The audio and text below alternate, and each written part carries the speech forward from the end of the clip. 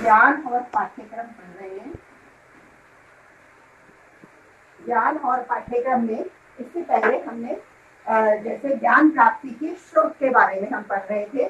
ज्ञान प्राप्ति के स्रोत के बारे में मैंने आपको बताया था कि जैसे हम विशेष संदर्भ में जो पढ़ रहे हैं उसमें विद्यालय, समाज,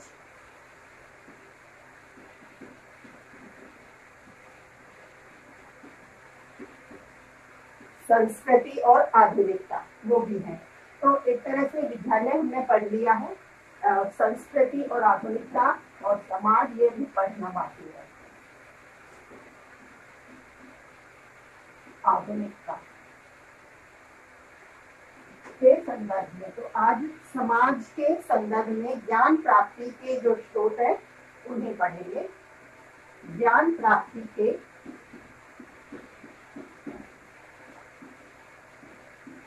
स्रोत के रूप में समाज,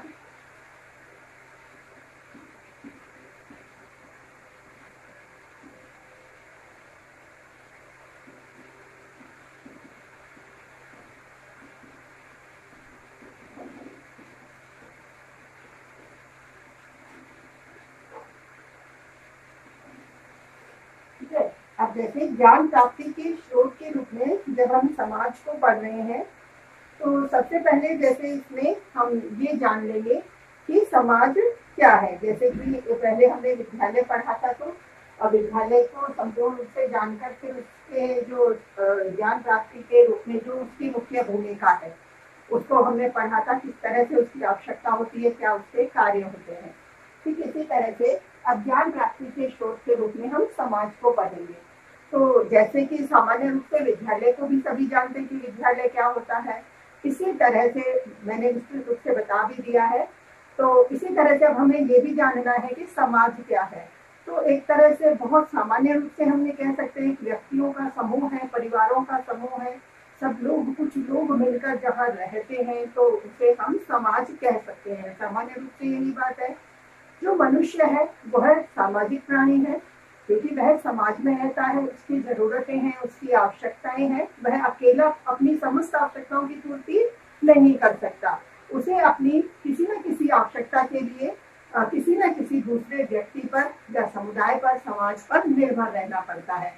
तो अपनी आवश्यकताओं की पूर्ति परस्पर एक दूसरे के माध्यम से ही हो पाती है, इसीलिए उसे सामाजिक प्राणी कहा गया है।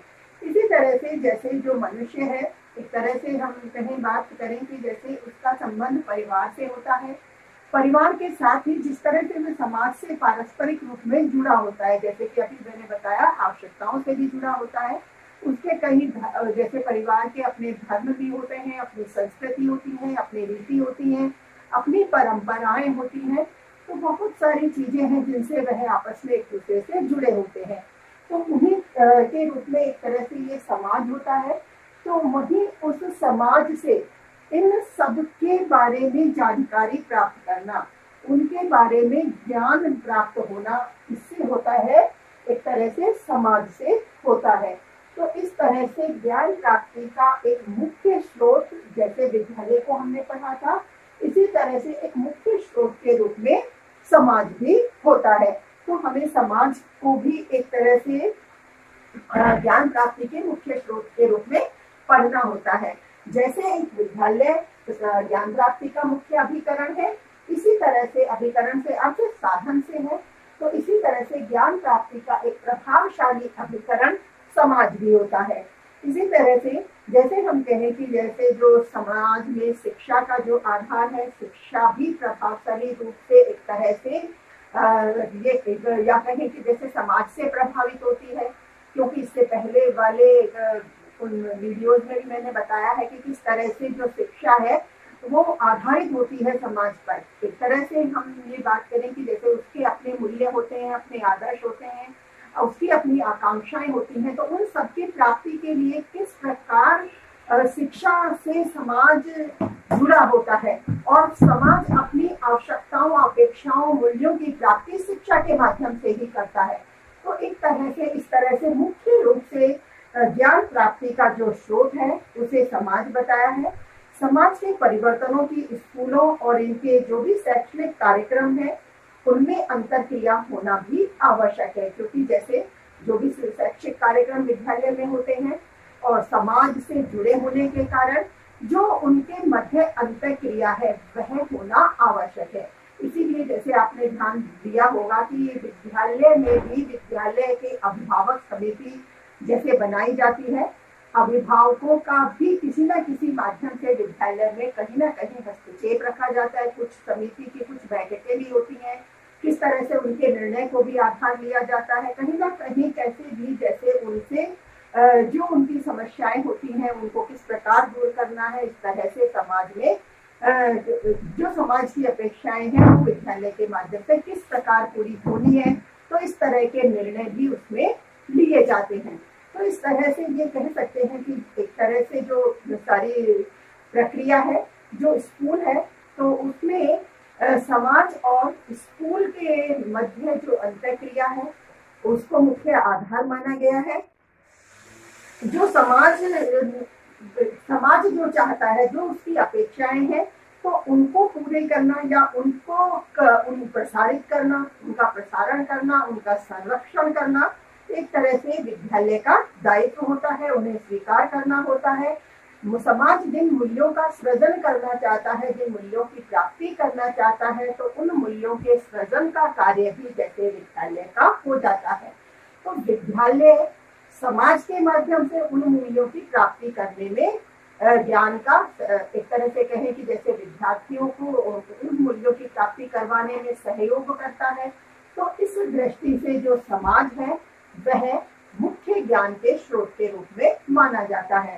तो ये तो जैसे समाज के बारे में हमने थोड़ा सा जान लिया कि समाज क्या है और किस तरह से ज्ञान प्राप्ति के स्रोत में उसे रखा गया है। अब इसी तरह से जो समाज है तो उसे हम परिभाषित भी कर दें कि किस तरह से समाज के बारे में जो शिक्षाविद हैं इन्होंने अलग अलग अपने विचार रखे हैं। जैसे मैकाइवर और पेज हैं, इन्होंने समाज के बारे में बताया कि समाज मानव व्यवहार के नियंत्रण और स्वतंत्रता के बहुत से समूहों और उपखंडों की परंपराओं और प्राधिकार तथा पारस्परिक सहयोग की एक व्यवस्था है। इस सतत परिवर्तनशील सम्मिश्रण को हम समाज कहते हैं। तो मैकाइवर और पेज है, इसके अनुसार हम समाज की परिभाषा लिख लेते हैं।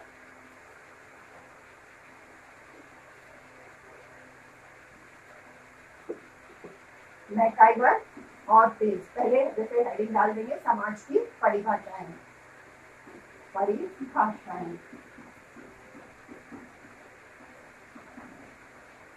मैकाइवर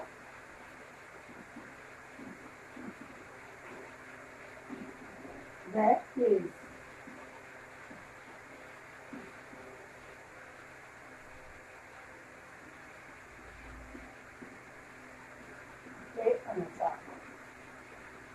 मैकाइवर और पेज ने कहा कि समाज मानव व्यवहार के नियंत्रण, समाज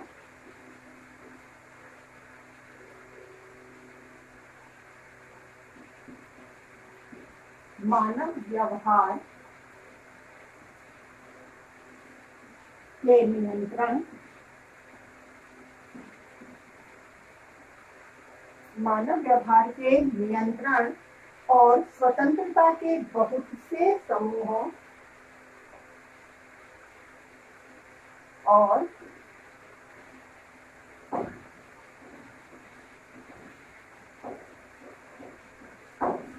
स्वतंत्रता के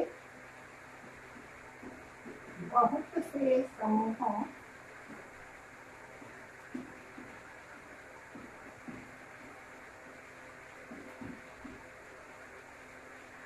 स्वतंत्रता के बहुत से समूहों और उपखंडों की परंपराओं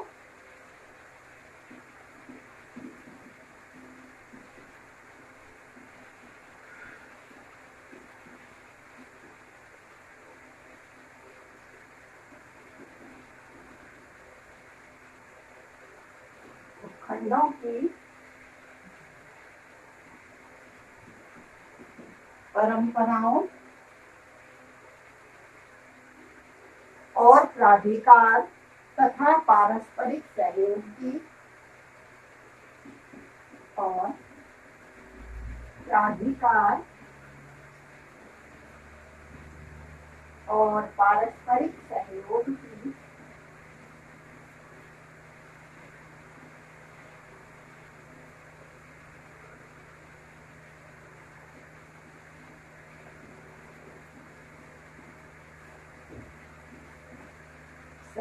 की एक व्यवस्था है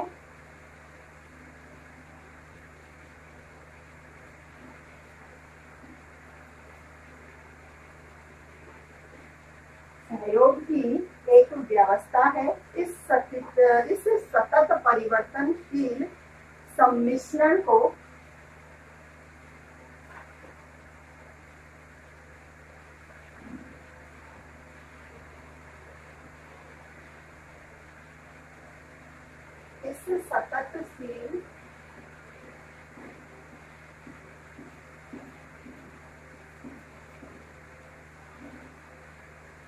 सम्मिश्रण को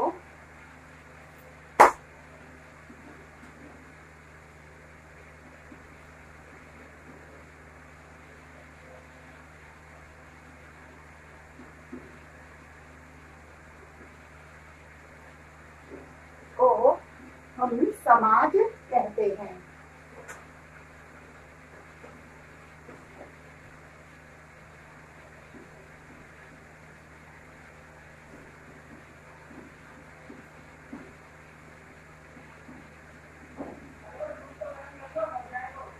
ऐसे ही लेपियर है, इन्होंने भी समाज की परिभाषा में बताया है कि समाज शब्द लोगों के समूह की नहीं बल्कि उनके मध्य होने वाली अंतर क्रियाओं के मिश्रित स्वरूप की व्यवस्थाओं का संदर्भ देता है।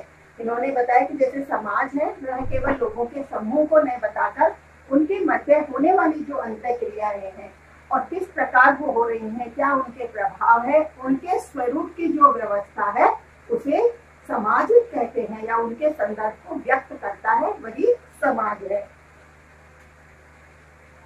लेपियर के अनुसार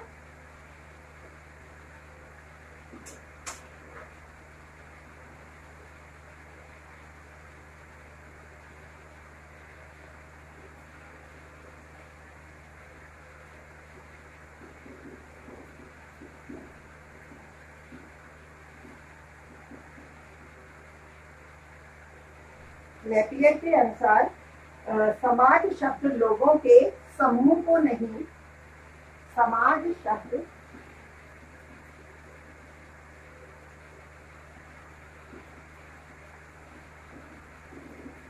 लोगों के समूह को नहीं के समूह को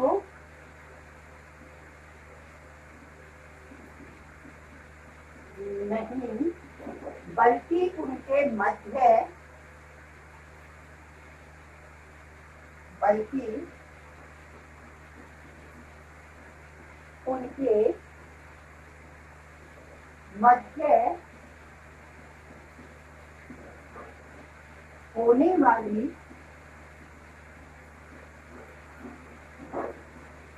मध्य होने वाली अंतर क्रियाओं के मिश्रित स्वरूप को अंतर क्रियाओं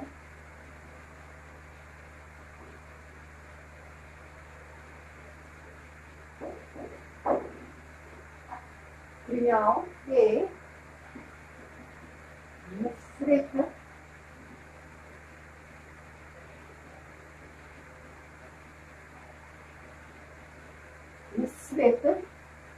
स्वरूप की व्यवस्थाओं का संदर्भ देता है। स्वरूप की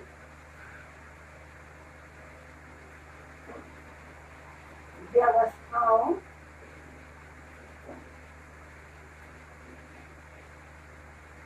का संदर्भ देता है।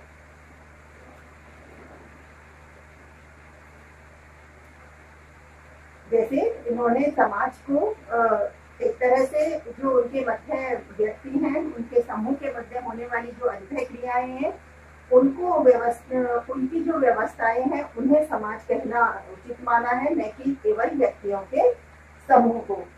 इसी तरह से जो जॉन एफ कुबेर है, इन्होंने भी समाज को एक तरह से एक अन्य मानक इकाई के रूप में बताते हुए बताया कि जैसे जो समाज है वह अन्य मानक इकाइयों में निम्नाधिक भिन्न समझने वाले या समझे जाने वाले और संगठित होने वाले लंबे समय तक साथ रहने वाले लोगों के एक समूह के रूप में बताया जा सकता है या इकाई के रूप में कहा जा सकता है। एक तरह से उन्होंने ये बताया कि जो व्यक्ति बहुत लंबे समय तक एक साथ रहते हैं, बहुत समय तक संगठित होकर एक साथ एक दूसरे की भावनाओं को समझने का प्रयास करते हैं, एक दूसरे की अंतःक्रिया में सहयोगित रहते हैं, तो इस तरह से एक साथ रहने वाले जो व्यक्तियों के समूह हैं उन्हें समाज कहा जाता है, जॉन एफ कुबेर के अनुसार।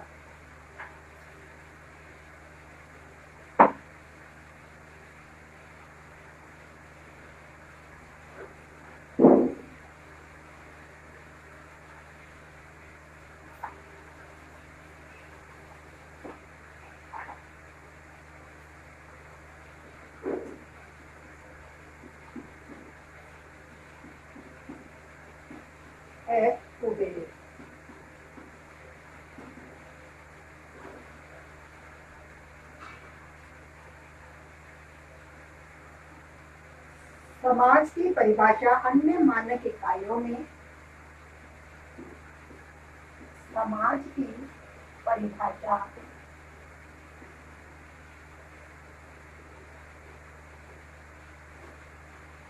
अन्य मानक इकाइयों में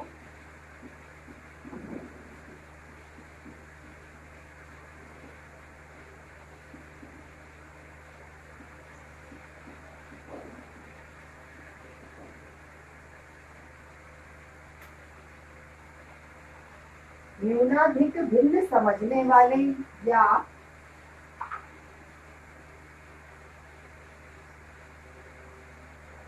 न्यूनाधिक न्यून या अधिक भिन्न समझे जाने वाले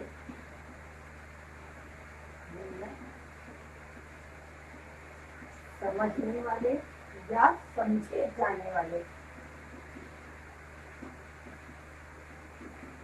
समझे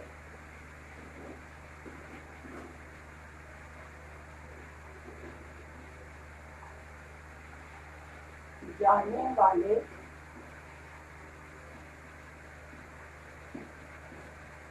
समझे जाने वाले या संगठित होने के लिए लंबे समय तक साथ रहने वाले या लंबे समय तक संगठित होकर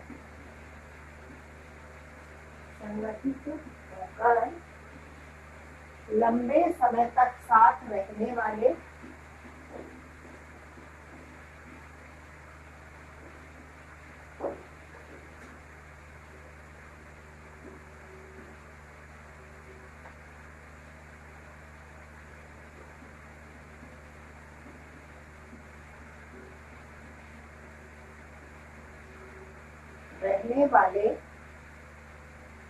लोगों के एक समूह के रूप में भी है। लोगों के एक समूह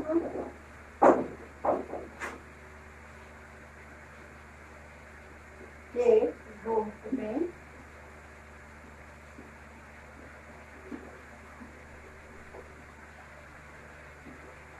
भी है। देखो बड़ी है परिभाषा, लेकिन याद करने में कोई दिक्कत नहीं होगी। समाज की परिभाषा अन्य मानक इकाइयों में न्यून या अधिक भिन्न समझने वाले या समझे जाने वाले या संगठित होकर लंबे समय तक साथ रहने वाले लोगों के एक समूह के रूप में दी है। यहाँ सेंटेंस इसके अकॉर्डिंग पूरा हो रहा है। समाज की परिभाषा दी है कैसे है कि जैसे अन्य मानक इकाइयों में न्यून या अधिक, कम या ज्यादा भिन्न समझने वाले हैं या समझे जाने वाले हैं या संगठित होकर लंबे समय से एक साथ रहने वाले लोगों के समूह हैं। तो इस तरह के लोगों के समूह को समाज की संज्ञा दी है जॉन एफ उबेल ने। ठीक है, 3 परिभाषा हो गई। इसके अलावा टालकोट और पार्सन्स है, इन्होंने भी समाज को परिभाषित किया है। इन्होंने बताया कि समाज की परिभाषा साधन और साध्य, आंतरिक या प्रतीकात्मक संबंध से विकसित होने की सीमा तक मानव संबंध के संपूर्ण मिश्रण के रूप में दी जा सकती है। जैसे इन्होंने बताया कि जो समाज है वह साधन साध्य या आंतरिक और प्रतीकात्मक संबंध से विकसित होने वाली जो सीमा है, तो विकसित होने तक की सीमा है, और मानव संबंध जो भी है, मानवीय संबंध है, उनके संपूर्ण मिश्रण के रूप में समाज को कहा जा सकता है। एक तरह से उन्होंने यही बताया है कि जो सारे साधन साध्य हैं, आंतरिक या प्रतीकात्मक संबंध है, मानवीय जो आपसी संबंध है, उन सभी के मिश्रण के रूप में समाज को परिभाषित किया जा सकता है टालकोट और पार्सन्स के अनुसार।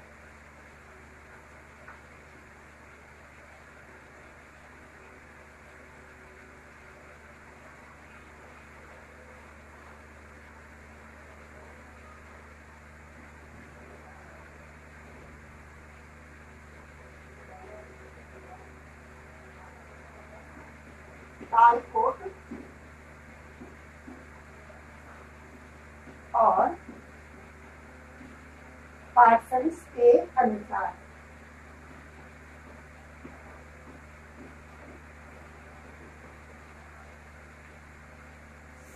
समाज की परिभाषा साधन और साध्य,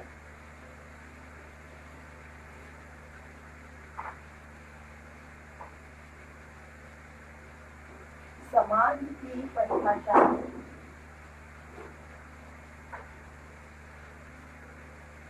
साधन और साध्य,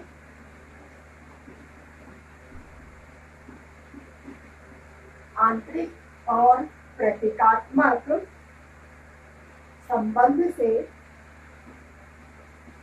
आंतरिक और प्रतीकात्मक संबंध से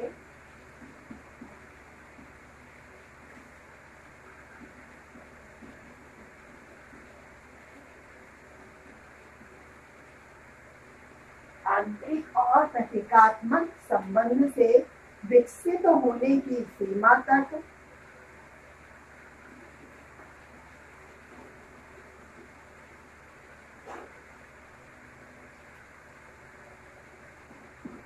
होने की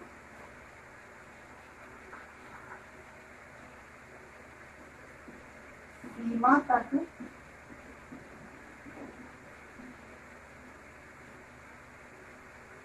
मानव संबंध के संपूर्ण मिश्रण के रूप में, मानव संबंध के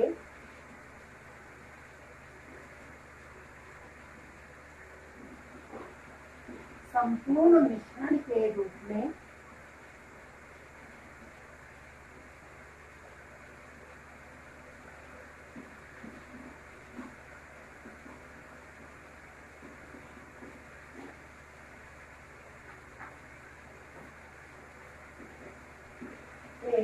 रूप में दी जा सकती है, रूप में परिभाषा दी जा सकती है, या संपूर्ण मिश्रण के रूप में कहा जा सकता है।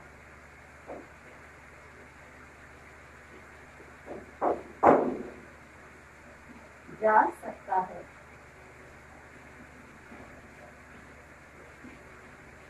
जैसे हमने समाज लिखा है तो यहाँ पर के रूप में समाज कहा जा सकता है, ऐसे लिख देंगे।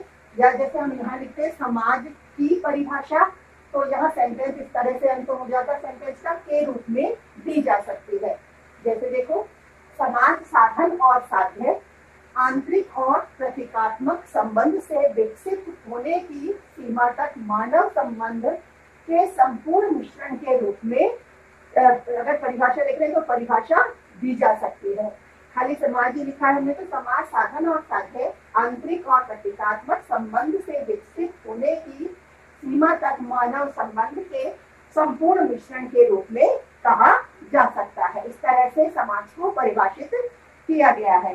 एक तरह से हम ये बता सकते हैं कि जैसे जो संपूर्ण समाज है व्यक्तियों के समूह के होने के साथ साथ उनके जो आंतरिक संबंध है, उनका जो आंतरिक स्वरूप है और किस तरह से उनके जो मानवीय संबंध पारस्परिक रूप से एक दूसरे पर निर्भर है, तो इन समस्त प्रक्रियाओं के समूह को समाज कहा गया है। एक तरह से इस तरह से हम इनकी निष्कर्ष रूप में भी परिभाषा बता देंगे कि समाज जो है वह व्यक्तियों के समूह के होने के साथ साथ उन समूहों का आपस में पारस्परिक संबंध और जो अंतःक्रिया है तो वह भी किस तरह से समाज में निर्धारित होती है और उसी के आधार पर समाज बनता है। ठीक है, अब समाज की प्रकृति है और विशेषताएं हैं, किस प्रकार से ज्ञान प्राप्ति का यह स्रोत है, इसके बारे में हम कल पढ़ेंगे।